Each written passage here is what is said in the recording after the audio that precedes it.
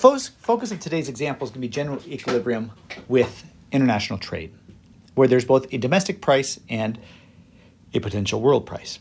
So let's go back to the base example that we have.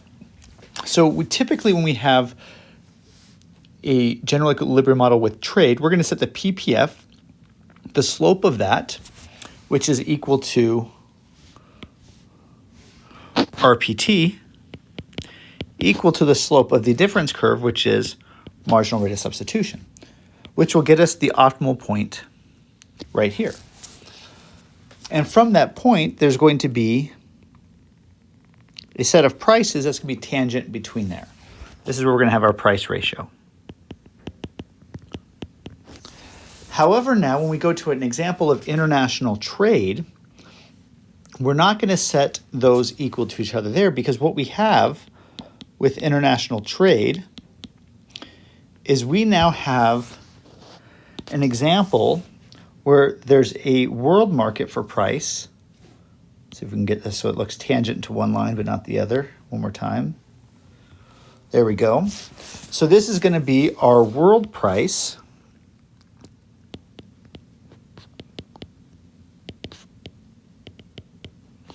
We're going to get PC over PT. And this is going to be then where we set that equal to the RPT is that point there. But now with that world price is the consumers can actually increase their utility by being on a different indifference curve. So they can increase their indifference curve, which means that they're going to want to consume at this point here. So the consumers are going to consume more T and less C. That'll put them at a higher level of utility, and they're going to produce less. So the production does not have to equal the same as consumption within the given market. So let's look at an example of this. So this is an example that we started covering in lecture 3. And so let's go ahead and work with this example. So first we're going to start with the firm. All right, and we're going to first convert that the labor of chocolates is equal to square chocolates, and the labor of toys is going to equal to 4t squared. Okay, so we're just going to, in a sense, we're just solving these for LC and LT. Now we get that, we put those into our endowment equation, and that's going to provide us with CT squared, or C squared, plus 4t squared is equal to 100. Now we're going to totally differentiate, which gives us 2c dc plus 8t dt is equal to 100. So we're going to solve for the slope of the PPF, which is our RPT, is equal to minus dt dc, which in this case, sorry, and this number here should be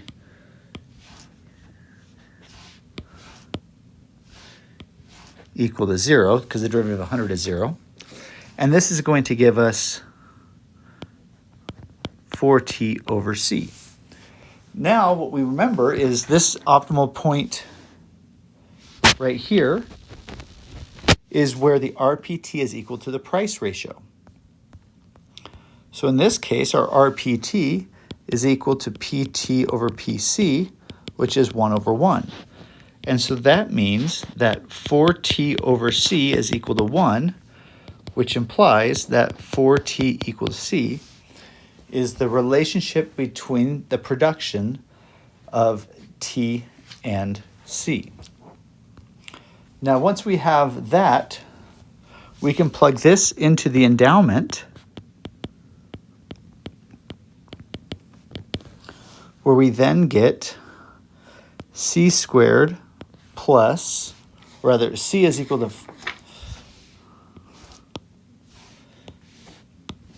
C is equal to 4t. So now we get, instead of C squared, we'll have 4t squared plus 4t squared is equal to 100. And so that's going to give us, we get 16t squared plus 4t squared equals 100, which gives us that t squared is equal to square root of 5. And this t squared here is, this is t squared of production. And that also gives us a optimal C amount that is equal to 4 times root 5. So that then gives us the amount that we're going to produce. Now from this, we can know that because world prices, the price of C and the price of T equal to 1, the total income that's going to be available to consumers for selling their labor is going to come from the endowment, or from our endowment function, where we just add these together, is going to be 5 square root of 5. So that's our total income. So that's what we have on the producer side, right? And so what we found is this area, this dot right here, and the corresponding values of C and T. But now to find this area right here is where the marginal rate of substitution is equal to the price ratio. So here is where I'm just going to set up my Lagrangian just to kind of show the framework we normally do. So here we get log of T plus log of C plus lambda income minus PCC minus PTT. And then we take our first order conditions, and when we do 1 divided by 2, what we're doing is we're setting our marginal utility of C over our marginal utility of T equal to the price ratio of the two. However, in this case, we're not going to do this because the price ratio we set isn't coming from the equation, but is coming from the world price. So we're not going to set this equation from our first order conditions, but instead we're going to set it from going marginal utility is equal to, now these are the world price, which is going to be 1 over 1. Well, that's going to apply that our marginal utility of C is 1 over C.